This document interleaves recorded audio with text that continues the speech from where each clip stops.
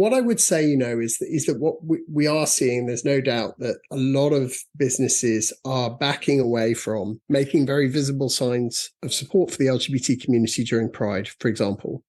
What we haven't seen at all is a sort of a lack of resources being given to LGBT work, both internally, but actually more broadly in terms of ESG as well. So businesses are not stopping doing this work. I do think maybe the messaging is changing. And for me, I think that might even be a good thing. I don't see the pinnacle of success for the LGBT community for there being just rainbows everywhere all of the time, for example.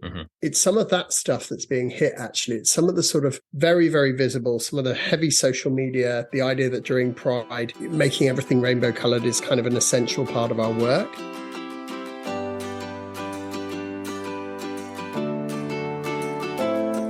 Welcome to Deep Dive with me, Sean C. Fennig. According to data compiled by Open for Business, an international coalition dedicated to working with the business community to advance LGBT plus rights globally, support for LGBT plus inclusion doubled from 2015 to 2019 amongst fast-growing companies in emerging markets. In the United States, more and more companies have embraced marketing and branding aimed at the queer community, especially during June Pride Month. But other measures are less visible, things like targeted recruitment of LGBTQ plus people, anti-discrimination policies that specifically protect LGBTQ plus people, and refusing to engage in markets in environments and places hostile to the LGBTQ plus community. Over the past couple of years, this past year especially, things have been changing. In March of 2022, Disney criticized Florida's Don't Say Gay bill that was signed into law by Governor Ron DeSantis.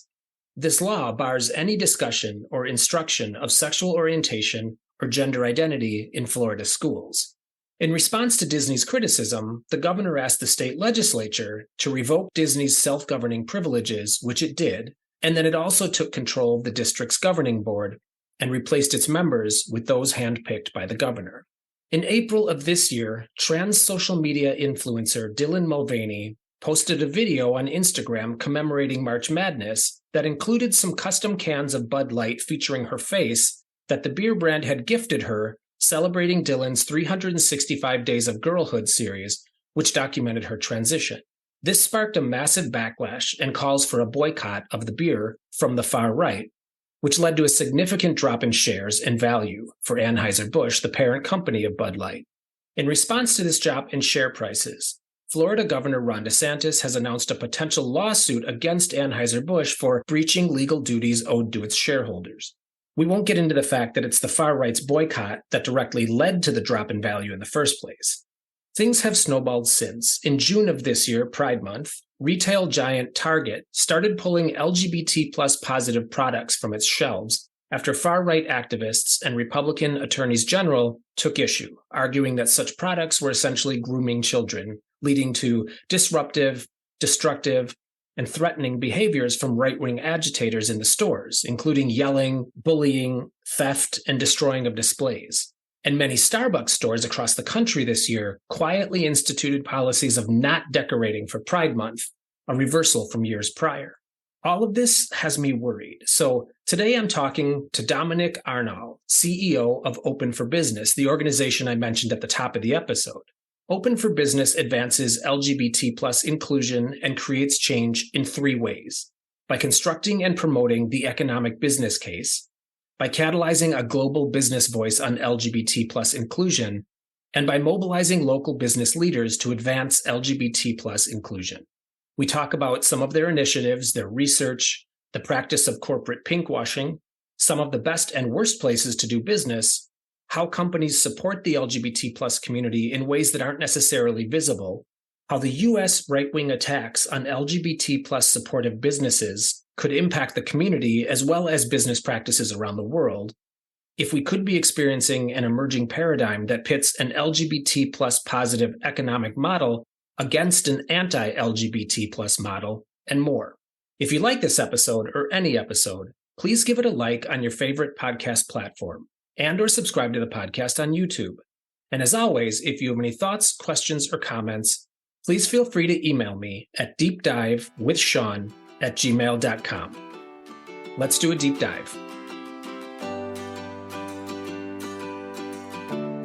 Dominic Arnall, thanks for being here. How are you? Very well, thanks. And you? I'm well too. Thank you.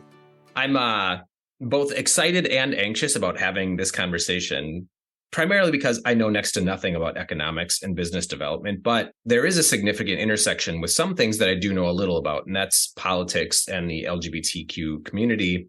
And these three things together, business, politics, the LGBTQ community, are all taking center stage for better or worse in different ways in a lot of places around the world today. So I'm glad to have you here to talk about this. Oh, I'm very glad to be here. So first things first, tell me about Open for Business. Absolutely. So Open for Business is a coalition of global organizations that really is looking to harness the power of the private sector to change the world and make life better for LGBTQ people everywhere. So to me, this seems like small space. Not a lot of folks are focusing on this, at least the intersectionality that they might be focusing on certain portions of this, people that are focusing on the queer community in politics or politics and business. But these three together just doesn't seem like there's a lot of folks operating in that space.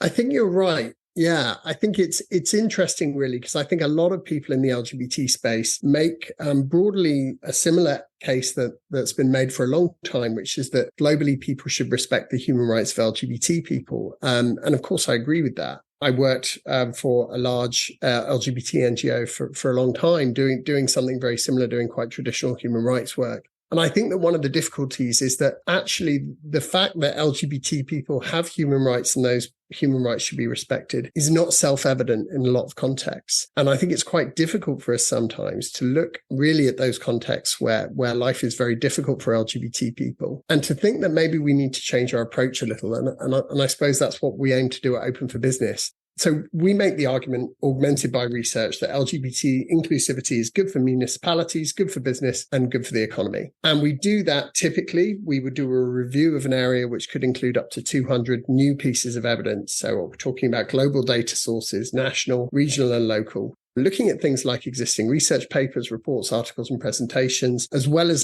doing new primary research where it's needed to look into, for example, the views of HR directors in a particular context. And we present the evidence in 27 different propositions on 3 levels, so economic performance, business performance, and individual performance, aiming to create new data to support the idea that LGBT inclusion is better for national competitiveness and creates stronger financial results. You've made the argument that LGBTQ inclusiveness is good for municipalities and as you said, good for business, it's good for the economy. I don't know that this runs counter to conventional thinking, but I think maybe because we've invested so little intellectual energy in understanding this space, that the conventional wisdom is that either LGBTQ concerns don't really have an intersection with the economy and business, or maybe worse, that an anti-LGBTQ environment can also be good for business. And before we dig into that too much, because I do want to focus on that a little bit, I wonder if you could make the argument that being anti-LGBTQ is actually bad for business. Absolutely. So I think there's a number of different levels. So if we take the individual business level, if you look at the FTSE 500 at the moment, an awful lot of those companies pursue on their own, put an awful lot of money into DEI initiatives and into positioning themselves as being inclusive organizations. And I think some of this is viewed a little skeptically and viewed as pinkwashing and all that sort of thing. But on the whole, actually, as someone who's worked very closely with a lot of these organizations, a lot of them are very, very keen to do this. And on a simple level, they're doing it because they know that it works, right? It's effective for their business to have people come to work and feel able to be themselves and able to perform at their best potential. I suppose our proposition is that it's exactly the same for an economy, for a society, and that there are a number of very, very direct links to things that would be bad in an LGBT environment for your society. So, for example, if not everyone can access healthcare, if people have very different experiences in education, if people aren't able to access employment, if 10% of your population aren't able to reach their potential, that could be very bad for your economy in the longer term. We look across a huge range of different propositions. So things like a lot of the economies we work with experience an awful lot of brain drain. So when young people get to 18, as soon as they have the means to be able to do so, they will leave the country. This is definitely true of LGBT people, but not just LGBT people. And of course, there are impacts of things like tourism. Our research shows that not just LGBT people, but non-LGBT people are far less likely to want to go to a place if they know that it has anti-LGBT legislation. I'm glad you bring up pinkwashing, and it's not something that I spent a lot of time thinking about, but I do know that I've had this conversation in different spaces and on the podcast as well as to what pinkwashing is and corporations or businesses engaging in this, if we should be taking a cynical view of it. And I guess I'm of two minds. One is I do understand this argument that pinkwashing could represent corporations cynically engaging only in pursuit of, making money, but that they're not invested in the LGBTQ community. But the opposite of that argument, I think, is the fact that they're willing to do that in any capacity is a measure of support that we didn't have maybe 20 years ago. Yeah.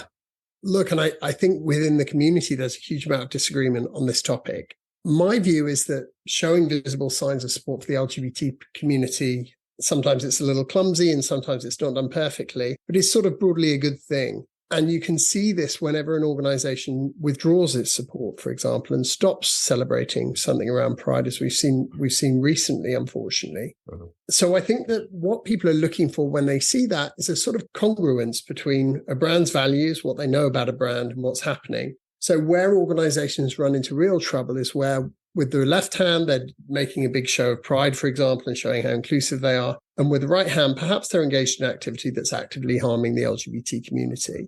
And I always use kind of Google as an example because Google engage in things around Pride. They experience very little backlash. And it's just really because people would expect Google to be involved in this kind of a work because there's a real congruence between their values, their outward face, what they look like as an organization, how people feel about them, and the fact that they're engaged with this work. I think every now and again we come across an example where there's a complete incongruence between those things. So it feels like someone is just doing something for the purpose of Pride. There was a famous example that went around the internet of a makeup brand that had put up the price on its sort of rainbow themed merchandise for Pride and had the identical product that wasn't rainbow themed selling at lower price. So that's kind of marketing, I guess, rather than support for the LGBT community. But having worked with certainly the businesses in our coalition, and actually, to be fair, a lot of other businesses over the years, I can tell you that business really does value this. And that actually the case that they're often making is how to do more. And all the businesses we work with, I can say this very genuinely, are constantly having conversations about how they can push things further and do more and more for the community. And it really does come from a very genuine place. So I know that a big chunk of your work is ranking municipalities on their inclusiveness.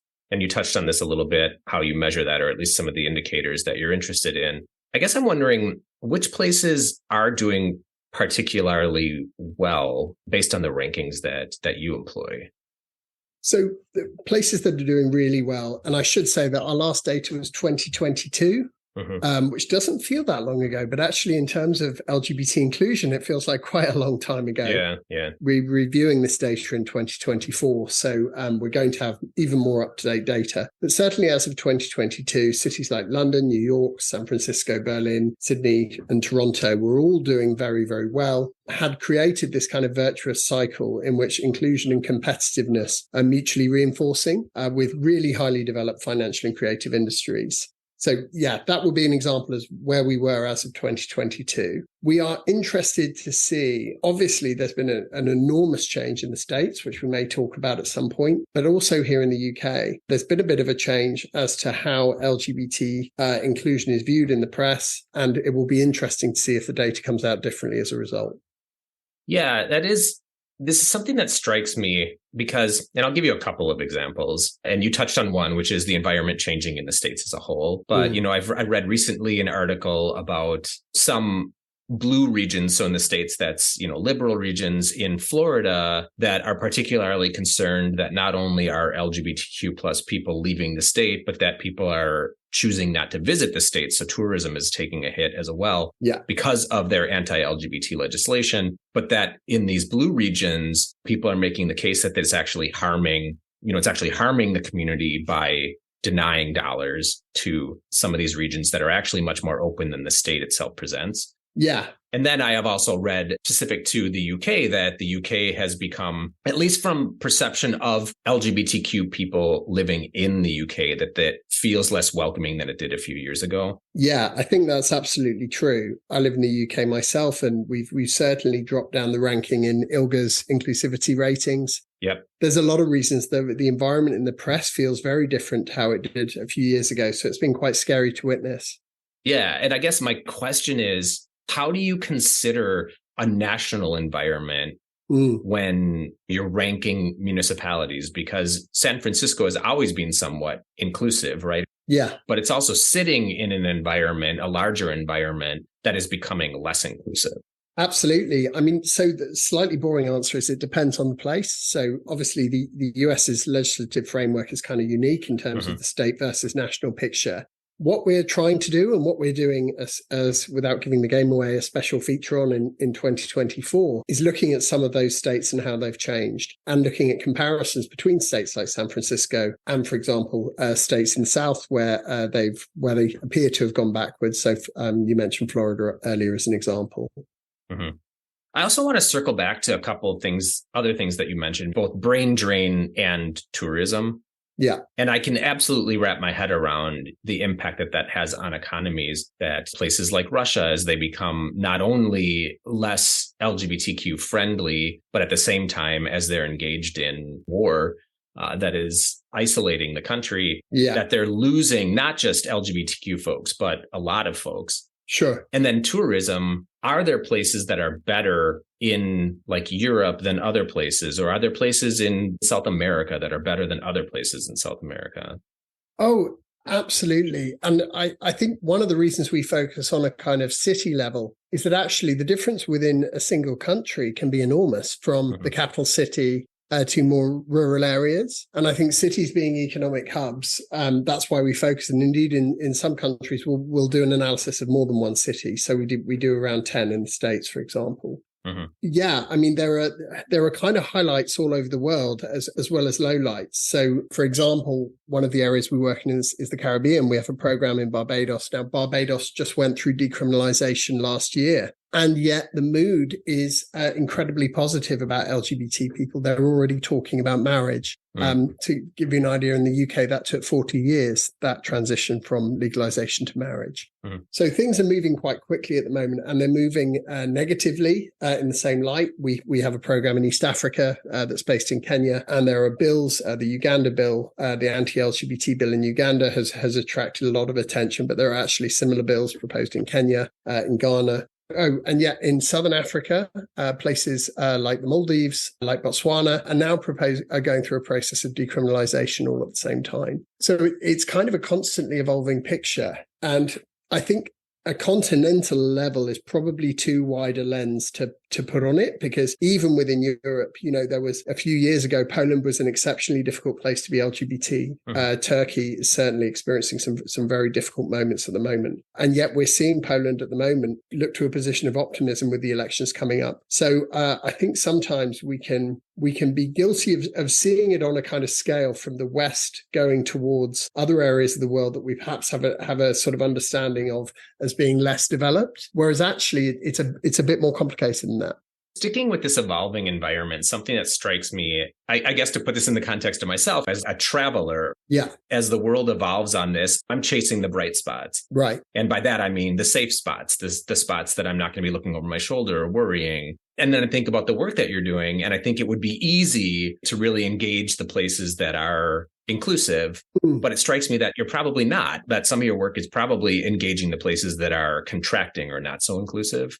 Well, we try and do both. So we look at places that are changing is probably the best way to put it. So our work in Barbados that's a context that's changing for the better for LGBT people and is changing all the time, is really opening up. And unfortunately, our work in Kenya is to do with aiming to stop regression. So it kind of goes both ways. I think what we look for is a situation that's changing that global business can contribute to make its voice known. Mm-hmm. And what that looks like is obviously very different in every sector. So an interesting example was there was a global tech organization that was considering putting a headquarters in Singapore. Singapore, obviously, being a place that cares very much about being open for business. And that place was, that research facility was completely cancelled. And it was cancelled on the basis that partner visas were too difficult to get in Singapore. They had an awful lot of creative people they were pulling together to make this work, a lot of members of the LGBT community. And they didn't want to jump through hoops in order to get people's partners into the country.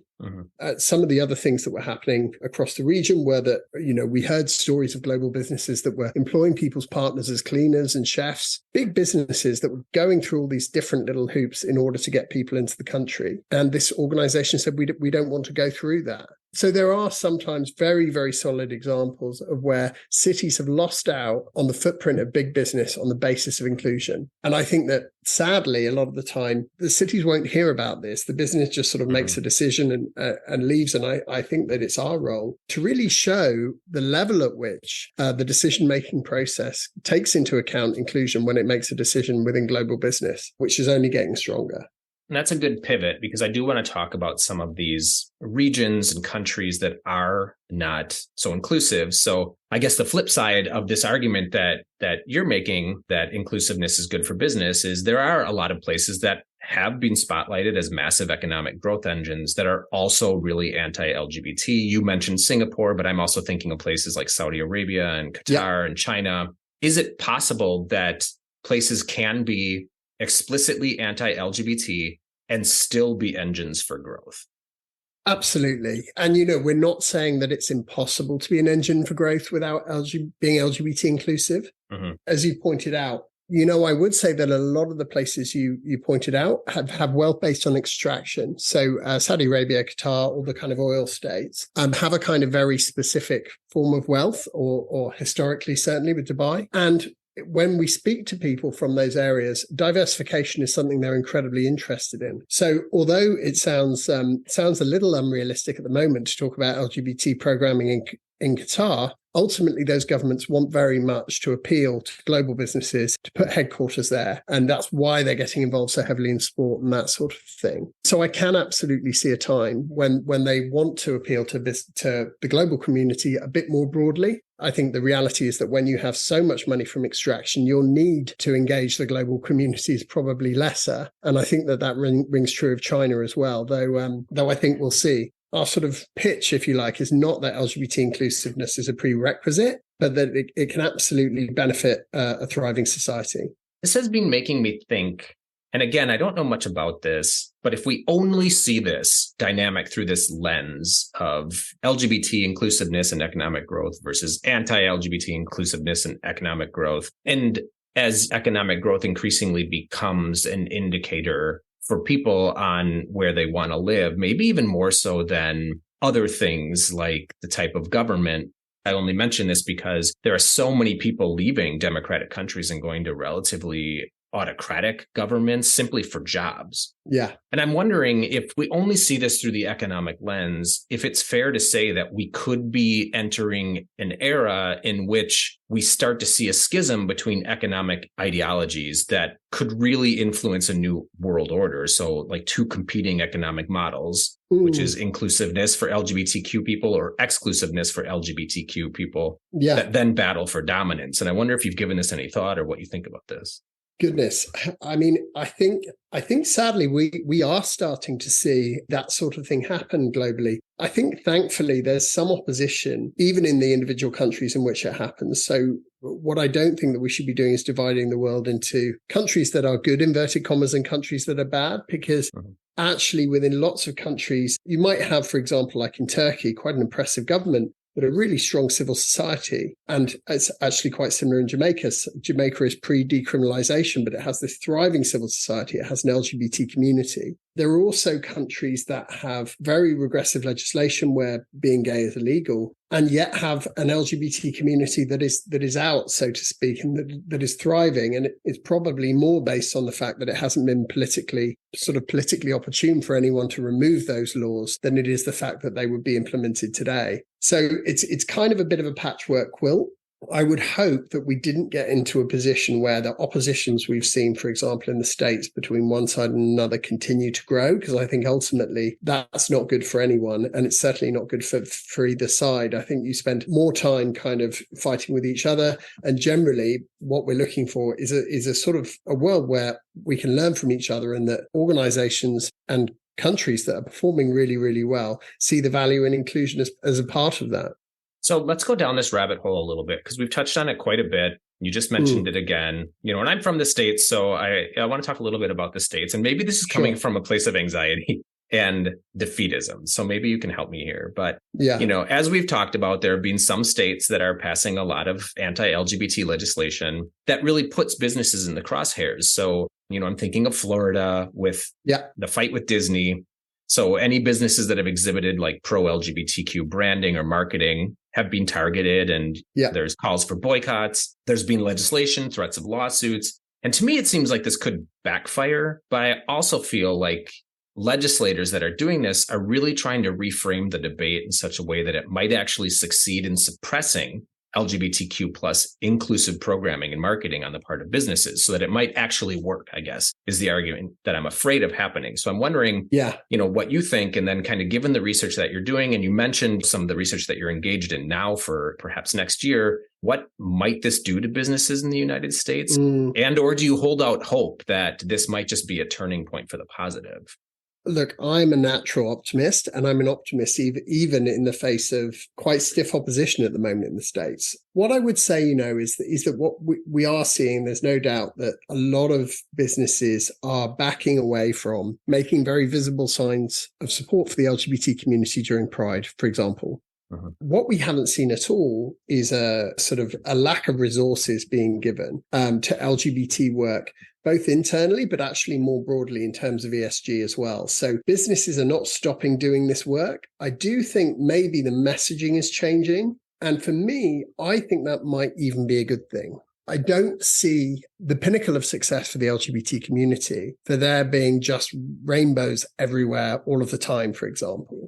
It's some of that stuff that's being hit, actually. It's some of the sort of very, very visible, some of the heavy social media, the idea that during Pride, making everything rainbow colored is kind of an essential part of our work. And I think that maybe even hit a bit of a natural ceiling. So it couldn't really evolve any further. And what I hope is that it's changing into something that feels a bit more congruent, that feels a bit more in line with an organization's values. And it's actually letting organizations say, well, look, who are we? What's important to us? And how do we pursue that work? So I think there's no doubt that we're in a bit of a storm at the moment, not just in the States, actually, but all over the place. And I think that things will get better. And certainly talking from a business perspective, there's no one that is backing away from what they see as their obligation to be supportive to their community. That's not happening. People are being a lot more careful with how they do it, I'd say.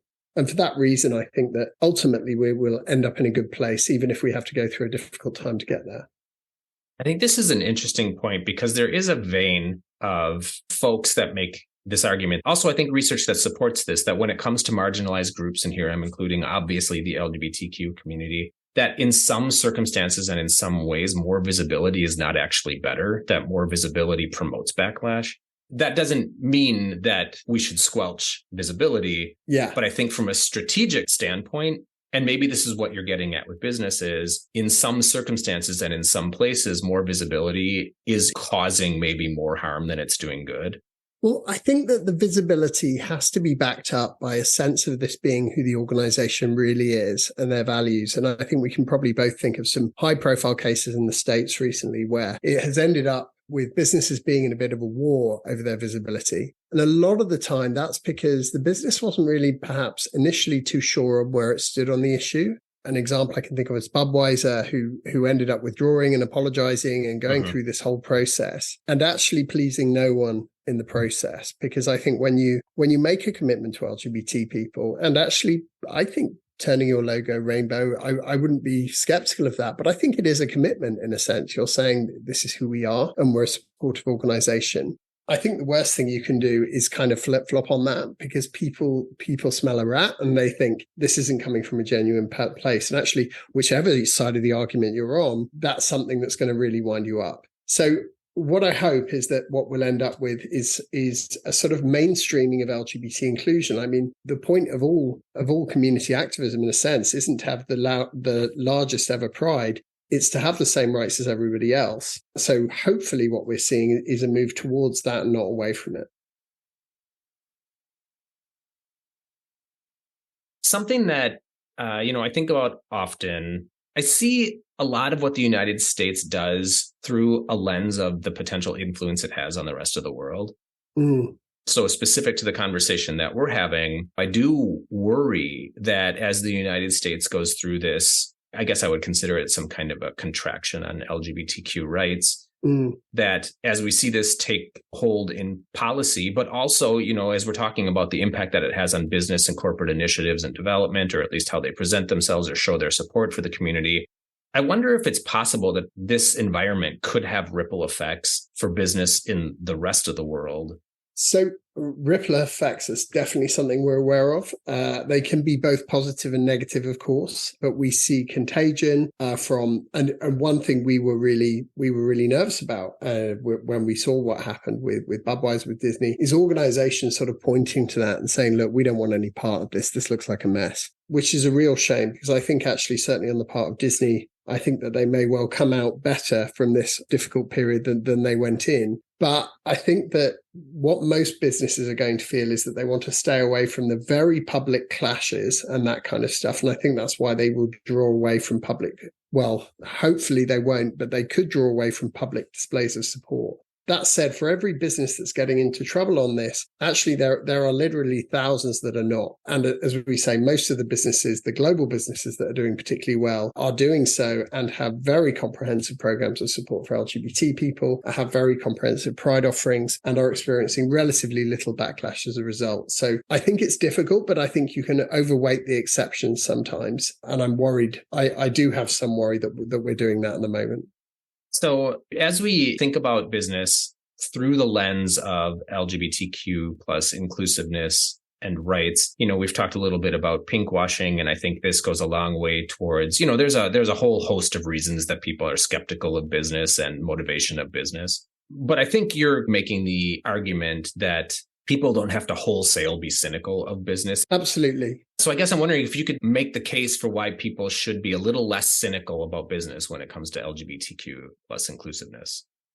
Do you know, it's so difficult, really, because businesses, in a way, are like people. A lot of them are very difficult. Are very different. And I don't want to say that people shouldn't be at least skeptical, because I think that a healthy degree of skepticism with this sort of thing is okay. I think we should expect, for example, that if a business is making public statements about LGBTQ people, that you can expect to see that sort of values is replicated in terms of that business's practice. I think that all that's fine. What I would say is a kind of broad brush statement. So saying, well, all businesses only get involved in this for extra money, etc., really isn't true. And I mean, I've met with an awful lot of senior leaders that have risked a lot in order to profile LGBT inclusion, have risked a lot in terms of the initiatives that they've led internally, have platformed themselves and have given platforms to others, crucially, to really drive this work forward, when perhaps it's been a bit less popular to do so. So in the UK, for example, it's very easy to say, well, are they just getting involved in Pride to sell products? There's a lot of places in the world where being LGBT inclusive doesn't sell any products, really,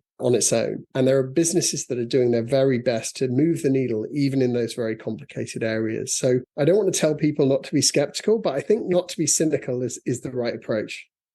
So how can people support both Open for Business, but also businesses that are LGBTQ plus inclusive?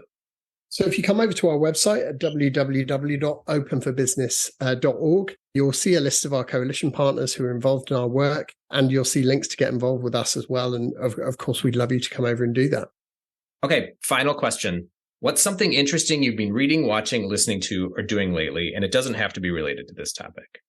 So I have a 2-year-old. So a lot of my free time is taken up with looking after her, for which I'm, of course, very, very grateful. I do try and make room for reading, though sadly it's definitely gone downhill lately.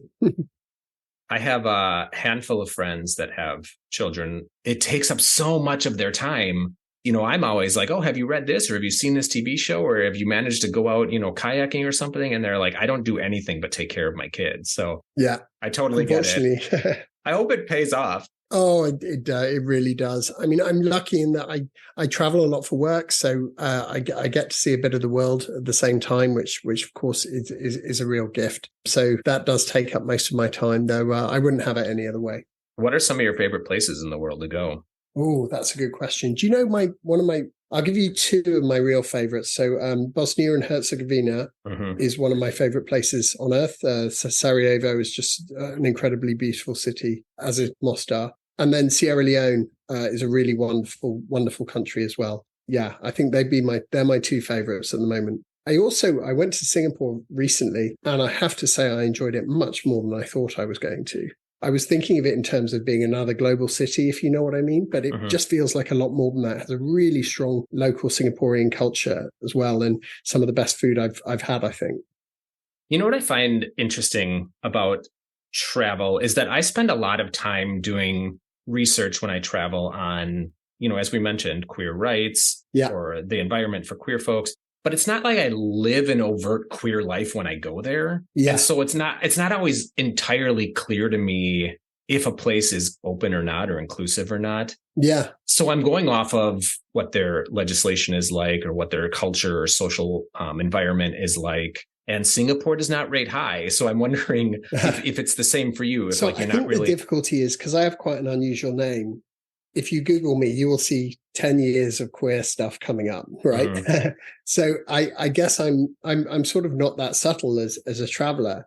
I think that I do look very extensively where I travel and make sure that I'm careful. I think when I've been in when I've been in some of the parts of Africa I mentioned earlier, I don't tend to. We're a lot more careful about just things like, for example, silly things like having rainbow lanyards and that sort of thing, which is quite common in lots of places. We hold conferences and events based on LGBT inclusion. So, of course, there's paperwork that comes with those things that could out you or expose a group if you're not very careful. I think personally, much like you, I look into it.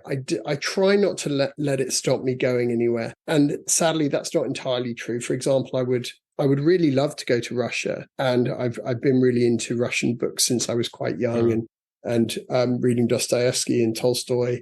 And there have been cities that I'm really desperate to explore. And given the way that they look into people that travels to the country on the basis of a visa, I haven't been, and I can't see myself going imminently either. Well, obviously not now, but even before that. So there are definitely places that I would say no to on the basis of their LGBT inclusion, but I really don't like the idea that it restricts us either. Yeah. I went to Russia in 2015. Oh wow. How was it? I'm glad I went then.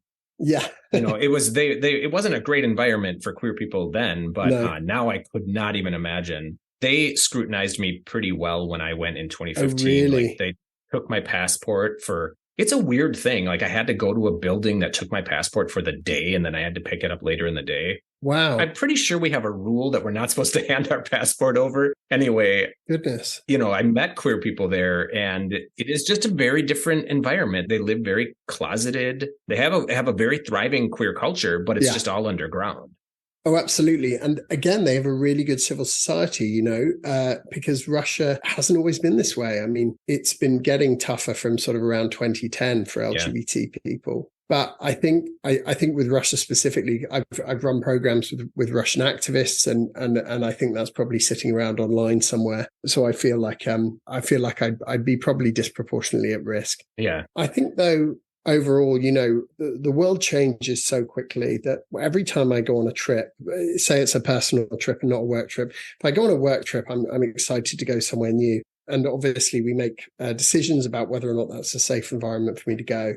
But personally, I'm always sort of thinking, well, what's the best place to go now? And part of what I consider best place to go is the fact that I'm LGBT. Mm-hmm. And I think that even as LGBT people, we're probably not conscious of how often we make these decisions, So Taiwan goes through marriage and you think, Taiwan, I've never been there. Right. And it just sort of opens you up to the idea of visiting a place. So I think it's connective, really. And I think it's true of individuals. I think it's true of businesses. I think that when a place appears to be progressing, when a place feels open, when a place feels warm, welcoming, friendly, whatever you want to call it, it kind of comes onto your radar as a place that you'd like to go and experience. And of course, the counter is true. When a place feels closed off, when a place feels like you wouldn't be welcomed, you might go anyway if you've got a real particular reason to be there. But actually, if you haven't, you might just go somewhere else. Mm-hmm. Absolutely true. Dominic, I really appreciate you taking the time to talk to me about this today. It was a good conversation. Thank you. Really good talking to you.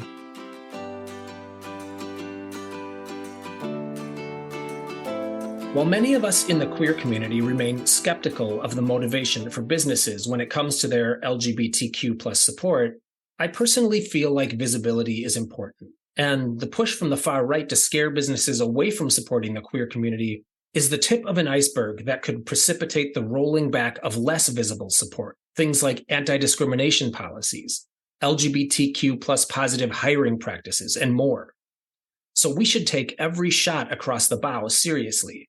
If we've learned anything from the rise of the far right in the past decade or so, it's that it never stops with the first step. They're always coming for more. So show your support where you can. Let businesses know that you appreciate the LGBTQ plus positive things that they're doing in whatever ways feel comfortable to you. It does make a difference. All right, check back soon for another episode of Deep Dive. Chat soon, folks.